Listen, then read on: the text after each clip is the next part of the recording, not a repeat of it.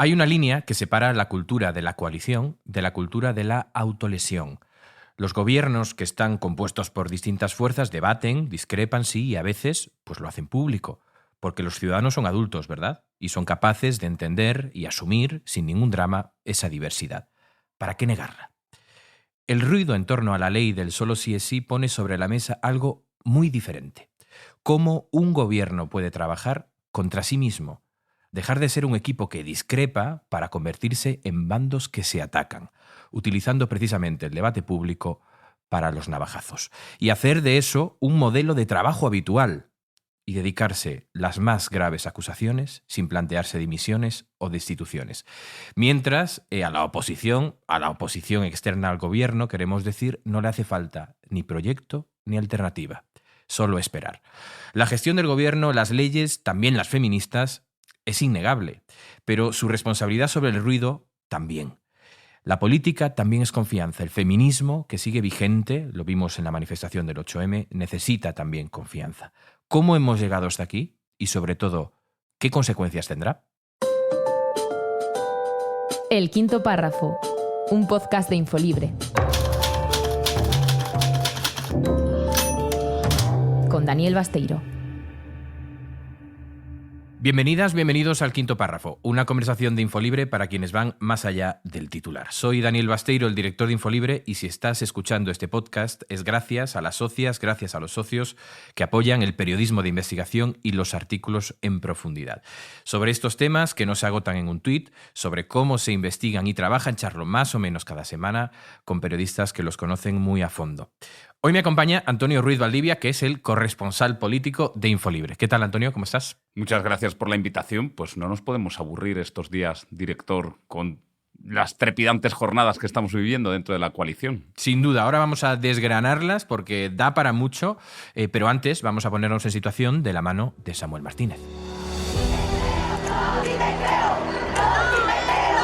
En ningún sitio está escrito que los socios de una coalición tengan que estar de acuerdo en todo. El Partido Socialista y Unidas Podemos son fuerzas políticas distintas y pueden discrepar. Son responsables, a fin de cuentas, de ser sinceros consigo mismos, con sus votantes y con su ideario. Sin embargo, tal y como apunta Daniel Basteiro, también es su responsabilidad gestionar bien esas discrepancias y evitar el ruido. Resulta evidente que transcurridos pocos meses desde su entrada en vigor hemos comprobado que la ley ha tenido algunos efectos indeseados en su aplicación. Digo efectos indeseados y me quedo corto, porque nadie, ni el Ejecutivo ni por supuesto los grupos parlamentarios que aprobaron esta ley, pues evidentemente tuvimos como objetivo el que se rebajara la condena a ningún agresor. Están planteando desamparar a las mujeres de este país porque hay una minoría de jueces que están interpretando la ley en el sentido contrario a la voluntad del legislador, a la voluntad de esta Cámara. La mejor forma de legitimar esta norma es apostar por corregir aquellos errores que evidentemente contiene, fallos que han generado rechazo social, dolor a las víctimas y que el PSOE lamenta profundamente. Nosotros no vamos a votar con el PP volver al Código Penal de la manada. Si llega ese momento, que intentaremos por todos los medios que no llegue, pues nosotros votaremos en contra. A la propia coalición le interesaría solucionar los problemas de puertas para adentro, en casa, sobre todo por no dar armas a la oposición, que se siente cómoda ante el cruce de acusaciones y reproches. El sachismo es una pancarta, es legislar desde la pancarta, es negar los efectos adversos y perjudiciales, en este caso concreto, de una ley, es insultar, es señalar a quienes decimos que esta ley es una chapuza. Este es el escenario una vez se han aprobado los cambios de la ley del solo sí es sí y se ha superado con algún rasguño y alguna herida, pero aparentemente sin fracturas internas muy serias, el principal escollo al que se ha enfrentado la coalición en lo que llevamos de legislatura, que ya es bastante. Antonio, te pregunto lo que había dejado en el aire hace un momento. ¿Cómo hemos llegado hasta aquí? ¿Qué ocurre para que los conflictos que pueden existir acaben enquistándose y se conviertan en una refriega tan pública? Bueno, es verdad que estamos viviendo, yo creo que el momento más complicado que ha tenido la coalición. Ha sido la mayor diferencia parlamentaria que hemos visto durante estos 3 años. Y la verdad es que lo que vimos en la votación ilustró lo que está pasando. Y es que son dos partidos diferentes que están convencidos de lo que están haciendo. también con un clima preelectoral, pero el Partido Socialista está muy convencido en que tiene que hacer esta reforma porque cree que el dolor social, que es lo que nos dicen en privado muchos de los ministros, hay que darle una respuesta. Las rebajas de pena. Exactamente, esas rebajas de pena del sí es sí. En cambio, desde Unidas Podemos también han votado en contra de esa reforma porque están plenamente convencidas, desde el Ministerio de Igualdad, que esto supone cambiar ese corazón de la ley, que es el consentimiento. Lo que nunca había pasado antes es que se llegara a una votación. Es verdad que es una toma en consideración, y esto hay que explicarlo, no es la reforma final, pero es una toma en consideración, una reforma, un primer debate para enmendar una ley que ya era de la coalición y ya había traído debate previo, ¿no? Esto no tiene precedentes. No tiene precedentes. Es verdad que, como estás diciendo, algunas veces nos perdemos en el trámite parlamentario. Este es el primer paso. Ahora hay que ir a la fase de enmiendas, a su aprobación en el Congreso, a su aprobación después en el Senado. Que puede durar, lo publicabas en Infolibre tú. Exactamente, como unos 2 meses aproximadamente. Estamos hablando de un calendario, el que se maneja en la Moncloa, que sería la aprobación definitiva en vísperas de la precampaña del 28 de mayo. Ahora iríamos a un debate sobre un mes hasta el Pleno del Congreso y luego iríamos unos 20 días en el Senado porque vamos por trámite de urgencia que acorta a la mitad esos plazos. Nunca se había dado esta situación, hemos tenido este no, pero es verdad que las dos partes llegaban ya con sus posturas muy asumidas en este momento. No fue una sorpresa. Hubo decepción, hubo nervios, hubo choque, pero los dos sabían lo que iba a pasar ese día, eran conscientes y ahora de lo que se trata en estos momentos es de seguir adelante y ver cómo se recomponen esas posiciones y esa cohabitación hasta que lleguen las elecciones generales. ¿Ha habido manera de evitar esto? Y me refiero a mecanismos que la verdad es que ya no se habla de ellos, pero que en su momento se hicieron públicos para resolver los conflictos, ¿no? Es decir, pues somos partidos diferentes, es posible que discrepemos, vamos a lavar los trapos sucios en casa, vamos a ponernos de acuerdo en casa en vez de trasladar esto fuera. Esto no ha funcionado, ¿no? No ha funcionado y mira que llevamos una joven cultura de coalición, pero hemos aprendido muchas cosas, como se pueden estar en una investidura 6 meses sin lograrla y en 48 horas firmar un pacto de gobierno, como pasó después de las segundas elecciones de 2019. A mí me gustaría contar que ha habido negociaciones muy discretas desde finales del año pasado, desde finales de noviembre, diciembre. Estuvieron las dos partes, nunca se supo que estaban negociando, pero es verdad que hay un momento en el que el Partido Socialista, podemos decirlo de alguna manera, se planta definitivamente, tiene una propuesta y cree que es el momento que ya no puede aguantar más ante la presión social que hay en la calle. Podemos ha tenido otra forma de negociar, han mandado 7 o 8 propuestas, no las conocemos. Eso dicen, pero no las conocemos. No las conocemos, exactamente. Lo que nos dicen ellos es que su verdadera propuesta, si la conocemos, que es la ley aprobada, que no les gustaría tocarla. Claro. Esa es su argumentación. Y lo que quieren decir es que ellos no quieren estar en ese tira y afloja ante los medios de comunicación de que analicemos si se toca el consentimiento de otra manera. En cambio, la otra información que tenemos por parte de algunos de los ministros que han estado negociando directamente es que las propuestas volvían con una coma en el último párrafo cambiado. Por lo tanto, ya interpretaron que no querían cambiar la ley y, por lo tanto, no había que esperar más. ¿Y cuánto hay de preocupación sincera por los detalles de la ley? Porque estamos hablando de algo complejo, del consentimiento, de asuntos incluso procesales dentro de los juicios. Es decir, es algo técnico, delicado. ¿Y cuánto hay de teatralización, ¿no? Es decir, cuánto hay de convicción, de debate profundo y cuánto hay de querer tener la bandera del feminismo, que es evidentemente jugosa para la izquierda y sobre todo un año electoral? Exacto. Yo creo que tendríamos que hablar incluso rápidamente de 3 planos. Está lo que es el plano estrictamente técnico judicial, y es decir, que, lo dice el Partido Socialista, ellos hacen una enmienda que no va una proposición, ¿no?, para enmendar esa ley, que no va a poder ser aplicada en los casos que se están revisando. Será aplicable a partir del momento que se apruebe. Es decir, lo que se está aprobando en el Parlamento no va a suponer que no haya más revisiones durante este tiempo, ¿no?, que es otra de las cosas que le achaca Podemos.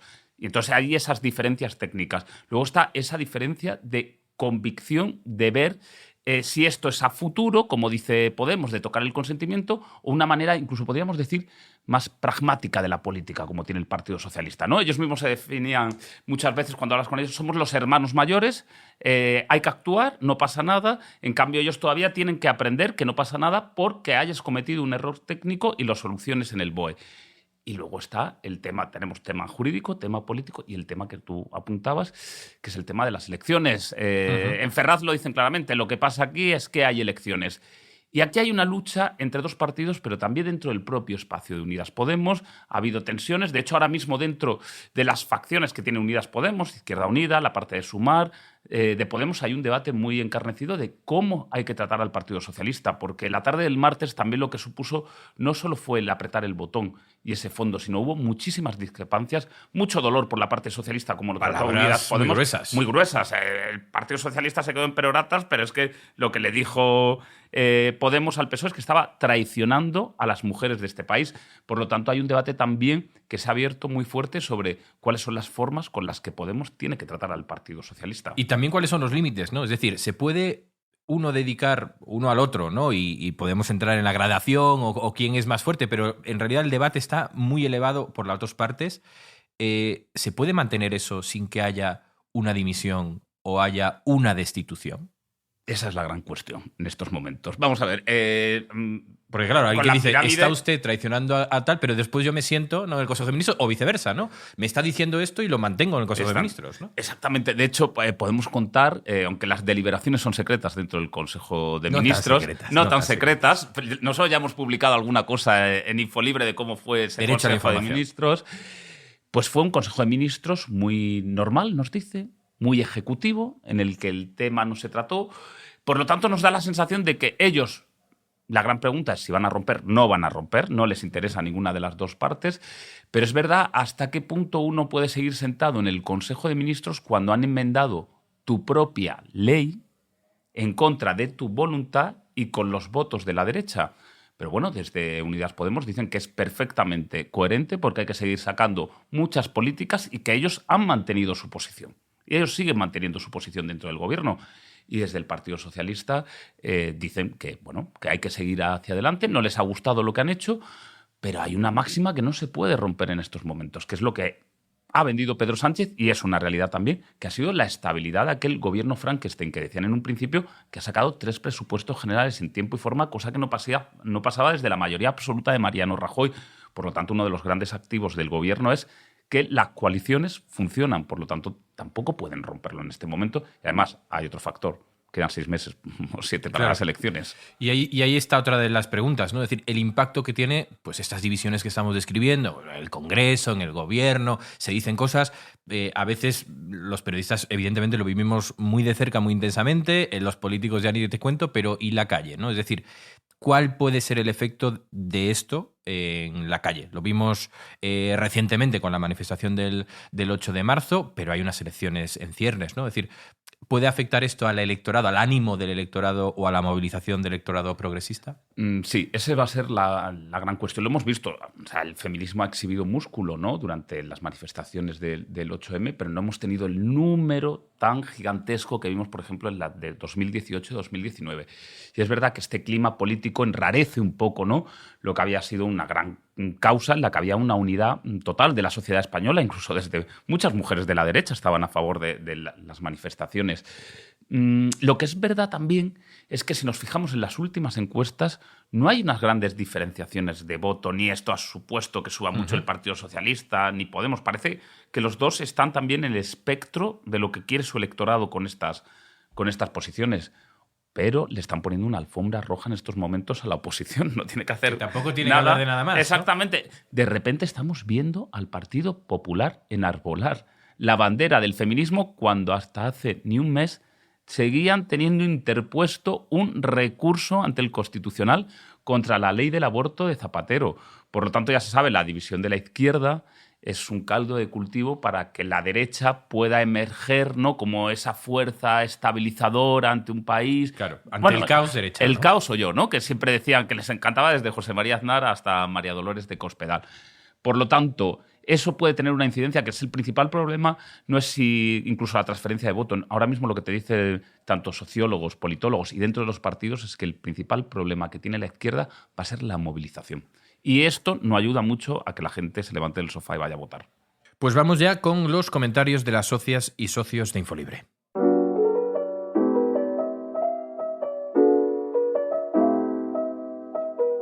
Se presenta como Senenoa Y dice literalmente lo siguiente: lo que sí debería tener claro el PSOE, más allá de los errores de la ley, que los tenía, es que el PP defiende lo que defiende. Y está lleno de corruptos, dice esta socia, pero no de idiotas. El apoyo del PP implica con meridiana claridad que la modificación aprobada en el Congreso va a ser más perjudicial para las mujeres que la versión anterior. Antonio, vamos a esto, que tiene miga porque hay también un debate sobre el posicionamiento estratégico, ¿no? Si tú puedes presentar una propuesta que tú crees buena, pero si te la apoya el PP, pues me pasa a ser mala. No sé si esto es así. Unidas Podemos acusa al PSOE de ir de la mano de la derecha. ¿Hay algún pacto entre el PSOE y el PP? ¿Está cediendo, como dice Unidas Podemos, el PSOE ante las presiones de la derecha? Bueno, Lucía Muñoz, la diputada de Podemos que defendió la posición en contra de la proposición de ley en la tribuna, habló de la foto de la vergüenza. Pero cuando uno habla con los socialistas, lo que te dicen es que están totalmente convencidos. Ellos creen, y es su principal argumento, que la calle está con esta propuesta. Ellos dicen que no pueden permitir... Que algo había que hacer, ¿no? Que algo había que hacer y que es mucho más mortal el ver esos contadores que también están auspiciando los medios de la derecha con las rebajas de penas, pero que era muy difícil de explicar en la calle. Y lo que te dicen es... Y además, fíjate, esta propuesta de cambio ha sido muy exigida por los candidatos tanto en ayuntamientos como en comunidades autónomas.